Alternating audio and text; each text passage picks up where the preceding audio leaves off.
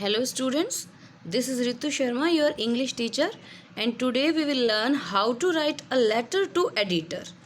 अब ये भी आपको बात याद रखनी है कि लेटर टू एडिटर है जो है ये एक फॉर्मल लेटर का टाइप है। और जो फॉर्मल लेटर होते हैं बेटा वो जो है सभी के सभी जो एड्रेस का पैटर्न होता है वो उनमें सेम होता है।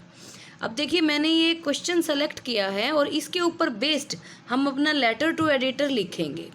देखिए बेटा यू आर सुरभि, ये इसी टाइप से एक बार बताना चाहूँगी, ये इसी टाइप से पेपर में आपका प्रेजेंट होता है, अकर होता है और इसको आपको लिखना होता है।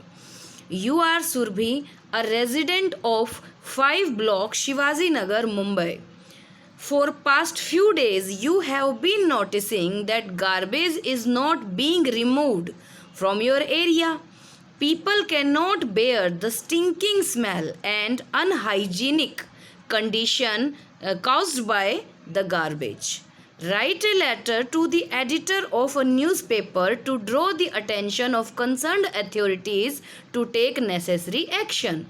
अब इस बात का मतलब क्या है बेटा कि आप सुरभि हैं, ठीक है, आप कहाँ रहती हैं? 5 ब्लॉक में शिवाजी नगर में मुंबई में, ठीक है। आप कुछ दिनों से नोटिस कर रही हैं कि भाई जो ये एक वो जो रूटीन एक क्लीनिंग होती है रोड की वो जो है वो नहीं हो रही है और गार्बेज हीप यहाँ वहाँ जमा हो गए हैं आपके एरिया में और उनकी वजह से जो स्टिंकिंग स्मेल आती है और जो अनहाइजीन का मतलब असुरक्षित, ठीक है, यानी कि हाइजीन क्या होती है बेटा मानव स्वास्थ्य संबंधी विज्ञान, ठीक है। तो अनहाइजीनिक कंडीशंस जो कि फैल रही हैं वो जो है आपसे सहन या आसपास के लोगों से सहन नहीं हो पा रही हैं तो अब आप क्या करोगे? अब आपको क्या करना है कि एक लेटर टू एडिटर लिखना है जिसमें आपको कंसर्न्ड अथॉरिटीज़ मतलब उस चीज़ से संबंधित, उस समस्या से संबंधित अथॉरिटीज़। और यहाँ नेचुरली हमें पता है कि भाई गार्बेज वगैरह से म्यूनिसिपल कमेटी जो होती है, ठीक है, वो एक कंसर्न अथॉरिटीज़ है। तो इस तरह से जो है वो उसके पास अथॉरिटी है ऐसे जो रोड की cleaning and all water supply in सब के लिए, ठीक है। तो लेकिन उनका ध्यान नहीं जा रहा इस समस्या के ऊपर, तो आप क्या करेंगे? आप एक लेटर टू एडिटर लिखेंगे और उसमें आप इस समस्या का वर्णन करेंगे ताकि कंसर्न अथॉरिटीज़ तक ये बात पहुँचे कि भाई ऐसी समस्या पैदा हो गई है और वो इस पर ध्यान दें और समस्या ख़त्म हो सके, ठीक है। तो जब भी हम कोई भी लेटर लिखते हैं, not only letter to editor but any formal letter, हमें 3 क्वेश्चंस हमेशा पता होने चाहिए, ठीक है। अब हु आर यू, ठीक है, and from where are you, आप कौन हो और आप कहाँ से हो, ठीक है, and what is your problem, ये भी आपको पता होनी चाहिए, and to whom are you writing, और ये भी आपको पता होना चाहिए कि आप किसको लिख रहे हो, ठीक है। इन्हीं बातों को समझते हुए हमें जो है लेटर टू एडिटर लिखना है। अब देखिए बेटा ये तो है इस लेटर का क्वेश्चन। अब हम देखते हैं लेटर का फॉर्मेट। देखो बेटा जो ये लेटर होते हैं फॉर्मल लेटर होते हैं, इनका अच्छा खासा फॉर्मेट होता है जिसको हमें फॉलो करना होता है और फॉर्मेट अपने आप में जो है मतलब इसके लिए हमें 2 नंबर मिलते हैं अगर हम प्रॉपर फॉर्मेट लिखें और बीच का भी अगर हम लिखते हैं ना पार्ट, तो इसके लिए हमें केवल ऊपर का जो फॉर्मेट है उसके लिए 2 मार्क्स मिलते हैं। तो फॉर्मेट को बहुत अच्छे से हमें जो है समझना है ताकि गलती ना हो। जैसे मैंने लिखा है मैं आपको पिक भी सेंड करूँगी तो वैसे ही आपको लिखना है। अब इस क्वेश्चन पे बेस्ड ही हम अपना लेटर समझेंगे। देखिए अब ये क्या दिखाई दे रहा है आपको? सबसे पहले जो है आपको क्या दिखाई दे रहा है बेटा? Sender's address. सेंडर कौन है? कौन सेंड कर रहा है लेटर? आप, ठीक है। तो सबसे पहले हम जो है सेंडर्स एड्रेस लिखेंगे, ओनली एड्रेस, ठीक है। तो आपका एड्रेस क्या है बेटा? 5 ब्लॉक शिवाजी नगर मुंबई, ठीक है। तो आप ये ऐसे लिखेंगे 5 ब्लॉक शिवाजी नगर मुंबई, एंड में और उसके बाद कोई कोमा कोई फुल स्टॉप नहीं लगेगा। यही फॉर्मेट है और यही आपको फॉलो करना है, नेसेसरी है, ठीक है। एक साइड में मैंने ये लिखा है कि किस स्टेप में वो चलेगा और दूसरी जो साइड है उस साइड में मैंने आपको सॉल्व करके दिखाया है कि हम कैसे लिखेंगे, ठीक है। तो ये वाला लिखना है आपको, ये केवल आपको समझाने के लिए मैंने लिखा है कि मैं लिख क्या रही हूँ, ठीक है। तो देखिए सबसे पहला हमारा sender's address 5 block comma Shivaji Nagar Mumbai. इन 2 जो टर्म्स हैं 5 ब्लॉक और शिवाजी नगर, इनको सेपरेट करने के लिए मैंने कोमा लगाया है। एंड में कोई कोमा नहीं है and no any full stop is there after Mumbai, ठीक है। तब देखिए बेटा फिर मैंने क्या कर रखा है, एक लाइन लगाई हुई है, लीव अ लाइन या फिर स्पेसिंग इसको हम कहते हैं। जहाँ जहाँ पर मैंने ये लाइनें लगाई वो लाइन हमें छोड़नी है। That is the protocol of the format of formal letter, हमें इसको फॉलो करना है। ठीक है, उसके बाद जो है हम क्या लिखेंगे, सेंडर्स एड्रेस के बाद डेट वर्ड लिखेंगे। ठीक है, अब डेट वर्ड के और इसके बीच में हमने एक लाइन छोड़ दी है। डेट वर्ड जब हम यहाँ पे मेंशन जब करेंगे तो डेट वर्ड का यूज़ कभी नहीं करेंगे, ओनली डेट इज़ मेंशनड। ठीक है, 9 मई, 2020 या 2020। ठीक है, फिर उसके बाद फिर से मैंने एक स्पेसिंग दी है। उसके बाद मैंने क्या लिखा है बेटा, ठीक है, रिसीवर्स डेजिग्नेशन। अब देखो ऊपर तो हमने केवल सेंडर का एड्रेस लिखना था, जबकि नाम तो आपका भी दिया हुआ है, बट हमने नाम यहाँ मेंशन नहीं करना है। ठीक है, लेकिन यहाँ जो रिसीवर है उसका डेजिग्नेशन यानी कि उसका पद हमें बताना है। तो किसको लिख रहे हैं हम, एडिटर को। तो जो हमारा रिसीवर है उसका डेजिग्नेशन है the editor. The editor E capital letter में आएगा, इसमें कोई गलती नहीं होगी आपकी। ठीक है, द एडिटर, दोनों द तो आएगा ही टी कैपिटल, उसके साथ एडिटर का भी टी कैपिटल आएगा। उसके बाद एड्रेस लिखेंगे, हम उसको लिख कहाँ रहे हैं, अब क्योंकि वो एडिटर है और न्यूज़पेपर का नाम हमें दिया नहीं है। अगर हमें दिया होता तो हम वही नाम मेंशन करते, अब नहीं दिया है तो हम अपनी तरफ से बनाएंगे। और अगर एड्रेस नहीं दिया होता तो एड्रेस हम अपनी तरफ से बनाते, खाली नहीं छोड़नी है जगह। अब अगर दिया है तो हमने वही लिख दिया है। ठीक है, तो यहाँ न्यूज़पेपर का नाम नहीं दिया है तो हम खुद बनाएंगे। ठीक है, एड्रेस में क्या लिखेंगे, द हिंदुस्तान टाइम्स मुंबई। एक और चीज़ नोटिस कीजिए, मैंने ये बिल्कुल सीधी लाइन में लिखा है, मैंने कहीं टेढ़ा नहीं किया है। तो ये आप बिल्कुल सीधी लाइन में लिखना सीख लीजिए, यही पैटर्न है।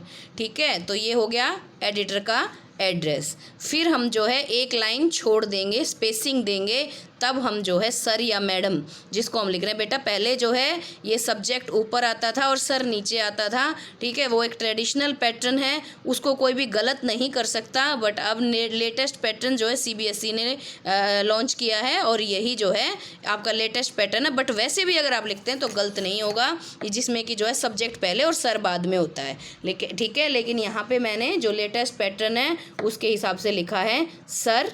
ठीक है, अब उसके बाद कोई कोमा नहीं, कुछ नहीं, फिर हम एक लाइन छोड़ेंगे, फिर हम लिखेंगे सब्जेक्ट वर्ड मेंशन करना है। ठीक है, हाइफन लगा करके मैंने क्या लिखा है, गार्बेज हीप्स ऑन रोड। यही हमारी समस्या है ना, कचरे के ढेर, इसी में से लेना है हमें। ठीक है, तो आपने क्या नोटिस किया कि गार्बेज हीप भाई यहाँ वहाँ है, हीप मीन्स ढेर। ठीक है, तो गार्बेज हीप्स ऑन रोड। ठीक है, फिर से हमने एक लाइन का स्पेस देना है। अब जो हम शुरू करेंगे ना बेटा, दैट इज़ द इंट्रोडक्शन। ठीक है, ऑफ द लेटर। ठीक है, इंट्रोडक्टरी जो पैराग्राफ है वो हमें लिखना है। देखो कोई भी, अब ये मैंने एक थोड़ा सा आपके लिए इजी करने की कोशिश की है। ये जो मैंने लिखा है इसमें जो है सिर्फ एंड का जो आपका टॉपिक है, टाइटल है, उसको चेंज करके आप ये लाइन हर लेटर टू एडिटर में यूज़ कर सकते हो। लेटर टू एडिटर ऐसे ही शुरू होता है। क्या लिखा है मैंने, through the column of your esteemed newspaper I wish to draw the kind attention of concerned authorities towards the problems created by garbage heaps present on roads. ठीक है, अब जो है अगर आपके पास ये लगा लो राइजिंग प्राइसेस है या पॉल्यूशन है, कोई और टॉपिक है, तो आपका इतना तो कॉमन ही चलेगा, through the column of your esteemed newspaper I wish to draw the attention of concerned authorities towards the serious problems created by rising prices या created by the increase of pollution. तो ऐसे आप इस line को जो है हर letter to editor में use कर सकते हो, केवल इस टाइटल को चेंज करना होगा। ये लैंग्वेज मैंने थोड़ा इस हिसाब से मॉडिफाई की है कि आपको प्रॉब्लम ना हो। तो मतलब कुछ लाइनें तो आपको लगभग 5 या 6 लाइनें तो आपको ऐसे ही मिल जाएंगी लेटर की। ठीक है, ये इंट्रोडक्टरी पैराग्राफ है, इंट्रोडक्शन है, यानी कि आप जो लेटर है वो किस बारे में लिख रहे हैं। ठीक है, अब इसके बाद हम आते हैं मेन बॉडी पर।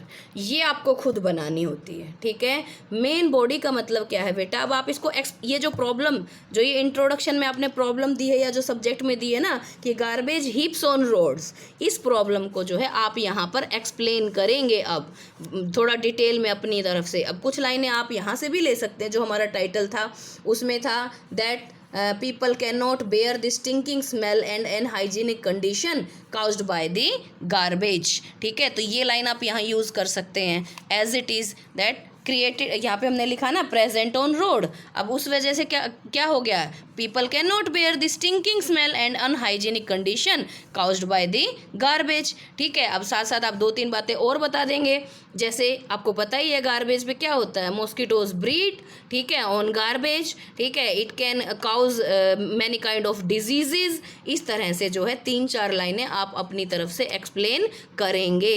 ऑलमोस्ट लेटर जो है बेटा एक तरह से सिर्फ आपको एडजस्ट करना है, बाकी तो सारा मटेरियल आपको यहाँ मिल रहा है। ठीक है, ऊपर इसमें मिल गया है, इसके अलावा ये लाइनें एज इट इज़ चल जाएंगी, चाहे टॉपिक कोई भी हो। ठीक है, नीचे का भी जो है इसी हिसाब से मैंने एडजस्ट किया है कि एज इट इज़ चल जाए। ठीक है, हर लेटर में आपका यूज़ हो जाए, आपको जो है ज़्यादा जो है काम नहीं करना पड़े। ठीक है, तो अब हम देखेंगे कंक्लूडिंग लाइंस जो हैं या कंक्लूडिंग पैरा जो है वो आपके लेटर का। कंक्लूजन का मतलब क्या होता है बेटा, हल कर देना, यानी कि उस समस्या, भाई आपका कंक्लूजन क्या है, उस समस्या के लिए आप चाहते क्या हो, या जो आपने लेटर लिखा है उसका एम क्या है। आपका एम है एक तो ये लेटर छपवाना न्यूज़पेपर में, और दूसरा छपेगा तो जो अथॉरिटीज़ हैं उनका उसकी तरफ ध्यान जाएगा। तो ये मैंने लाइनें छोड़ी हैं, ये सारी लाइनें आपको जो main body of the letter है ये खुद बनानी है, मैंने एक्सप्लेन भी की हैं, कुछ आप टाइटल में से ले सकते हो, कुछ खुद बना सकते हो रिगार्डिंग द टॉपिक। अब जो ये एंडिंग की है बेटा, ये एंडिंग जो है लेटर टू एडिटर की लगभग इसी तरह से होती है। ये लाइनें आप हर एक लेटर टू एडिटर में यूज़ कर सकते हो। क्या लिखा मैंने, ठीक है, I therefore request you to publish my letter in your newspaper. ठीक है, मैं जो है इसलिए आपसे प्रार्थना करता हूँ कि भी मेरा लेटर जो आप छाप दीजिए न्यूज़पेपर में, so as to draw the attention of concerned authorities, ताकि जो है कंसर्न्ड अथॉरिटीज़ की जो अटेंशन है वो उस पर आ सके, and the problem can be solved, ताकि प्रॉब्लम जो है वो सॉल्व हो सके। ठीक है, अब इसमें हमने कोई स्पेसिफिक प्रॉब्लम मेंशन नहीं की है, तो ये लाइनें आपके हर लेटर टू एडिटर में आप यूज़ कर सकते हैं, चाहे वो किसी भी प्रॉब्लम के ऊपर हो। ठीक है, अब जो है इसके बाद आप लिखेंगे थैंकिंग यू। कोई लाइन मैंने नहीं छोड़ी है, थैंकिंग का टी बड़ा आएगा लेकिन यू कैपिटल नहीं आएगा, यू स्मॉल ही आएगा। ठीक है, कैपिटल नहीं आएगा, कोई कोमा नहीं लगेगा।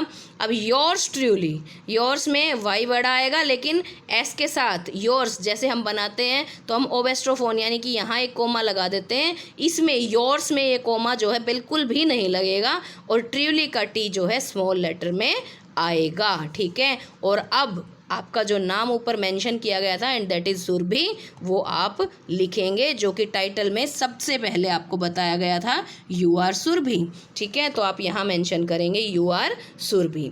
आप जो है आप इसको बहुत ध्यान से देखेंगे, अपना फॉर्मेट जो है किसी भी प्रॉब्लम से आप बनाना सीखेंगे। ये दोनों जो बिगनिंग पैराग्राफ है, इंट्रोडक्टरी पैराग्राफ है, और जो कंक्लूडिंग पैरा है, ये आप किसी भी लेटर टू एडिटर में यूज़ कर सकते हो। फॉर्मेट हर एक फॉर्मल लेटर का सेम रहेगा। आगे भी मैं जब आपको और फॉर्मल लेटर्स सिखाऊंगी जो आपके सिलेबस में है, तो ये जो फॉर्मेट है यानी कि एड्रेस लिखने का जो तरीका है, that will remain the same. Thank you.